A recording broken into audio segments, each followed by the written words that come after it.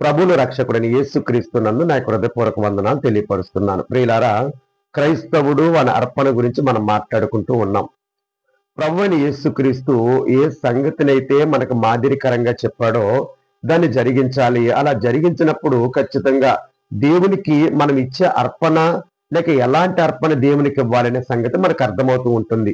ప్రభు చెబుతున్న మాట ఏంటంటే యోహాను సువార్త 17:4 చేయుటకు నీవు నాకు ఇచ్చిన పని భూమి మీద సంపూర్ణముగా నెరవేర్చి నేను మహిమపరిచాను. అంటే మనము కూడా దేవుడు మనకి ఏ పని అయితే ఇచ్చాడో ఆ పనిని జరిగించటాన్ని బట్టి మనం దేవుని మహిమపరిచిన వారం అవుతాం. ఈరోజు ఏదైతే దేవుని ఎదుటి నుండి మనం పొందామో అది అధికారమా, ధనమా, శరీరము, దాని అవయవాలు ఏదైతే మనం పొందామో వాటన్నిటిని కూడా దేవుని పనికి సమర్పించాలి. అప్పుడే ఖచ్చితంగా దేవుని మనం మహిమపరిచిన వారం అవుతాం. దేవునికి మనం ఇచ్చే అర్పణ కూడా అదే అని గ్రంథం మనకు తెలియచేస్తూ ఉంది. ఎఫెసీయులకు రాసిన పత్రిక 2వ అధ్యాయము 10వ వచనంలో మాట్లాడుతూ, మరియు వాటి యందు మనము నడుచుకొనవలెనని దేవుడు ముందుగా సిద్ధపరిచిన సత్క్రియలు చేయుటకై మనము క్రీస్తు యేసునందు సృష్టింపబడిన వారమై ఆయన చేసిన పని అయి ఉన్నాము. అంటే దేవుడు మన కొరకు మనం చేయవలసిన పనిని ముందే సిద్ధపాటు చేశాడు. సత్క్రియలు చేయాలి. అలా చేయడానికి క్రీస్తు యేసునందు మనం సృష్టింపబడిన వారమై ఆయన చేసిన పని అయి ఉన్నాము.